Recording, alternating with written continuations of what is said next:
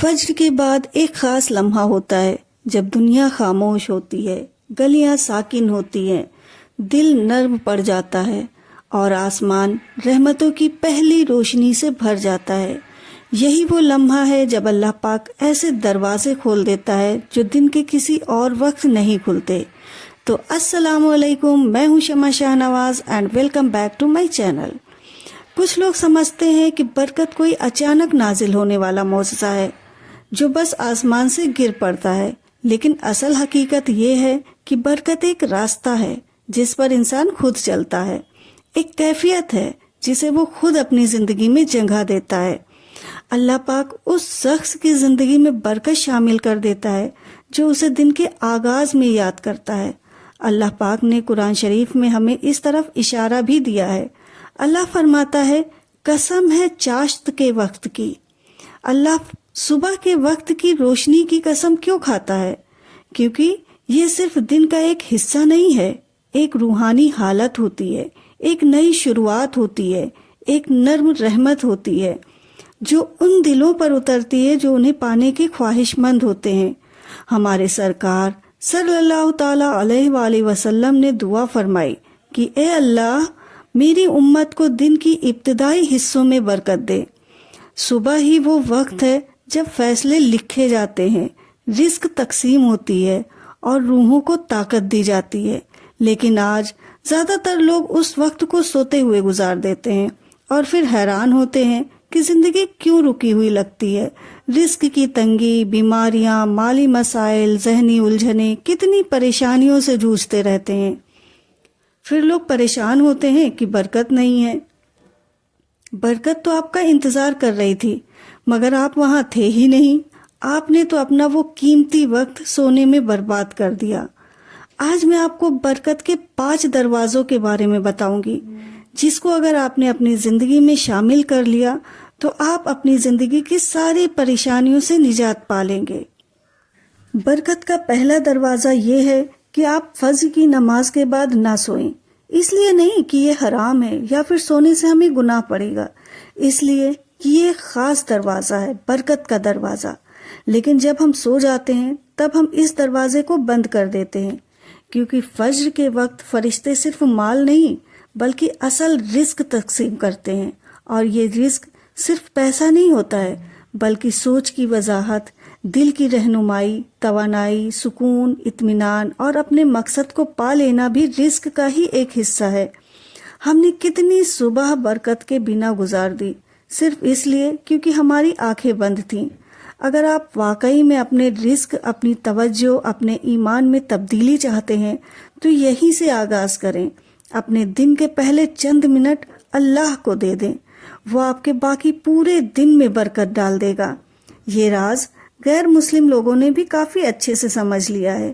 آپ نے دیکھا ہوگا کہ بڑے بڑے کروڑ پتی، بڑے بڑے بزنس مین لوگ سب صبح جلدی اٹھتے ہیں، صبح کو استعمال کرتے ہیں اور اس کی طاقت کو سمجھتے ہیں، مانتے ہیں، کیونکہ جو مومن دن کا آغاز اپنے اللہ کے ذکر کے ساتھ کرتا ہے تو اللہ اسے کبھی اکیلا نہیں چھوڑتے۔ فجر کے بعد کے 5 اعمال ہیں جنہیں آپ نے اپنی زندگی میں شامل کر لیا تو برکت کے دروازے کھلتے چلے جائیں گے، جن میں سے پہلا ہو گیا فجر کے بعد نہ سونا۔ دوسرا دروازہ ہے جو بھی نعمتیں یاد آئے ان پر اللہ کا حمد کریں۔ جاگتے ہی آپ کی پہلی سانس ایک نعمت ہے، دل کی دھڑکن ایک نعمت ہے۔ یہ حقیقت کہ ہماری روح دوبارہ ہمارے جسم میں لوٹا دی گئی، یہ بھی ایک نعمت ہے۔ اللہ پاک قرآن شریف میں فرماتا ہے، اگر تم شکر کرو گے تو میں تمہیں اور زیادہ دوں گا۔ یہ اللہ کا پکا وعدہ ہے، اس لیے ہر صبح دل ہی دل میں ہمیں بولنا چاہیے الحمدللہ، صرف زبان کی عادت کے طور پر نہیں بلکہ پورے شعور اور احساس کے ساتھ۔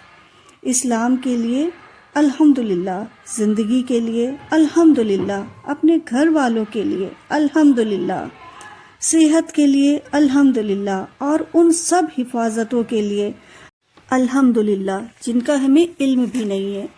جب ہم اپنی صبح شکر کے ساتھ شروع کرتے ہیں تو اللہ پاک ہماری تقدیر کو مزید برکتوں کے ساتھ لکھ دیتے ہیں۔ تیسرا دروازہ ہے قرآن کی تلاوت۔ فجر کے بعد قرآن مجید کی تلاوت کریں، چاہے صرف 2 آیات ہی پڑھے، چاہے 5 منٹ ہی کیوں نہ پڑھے۔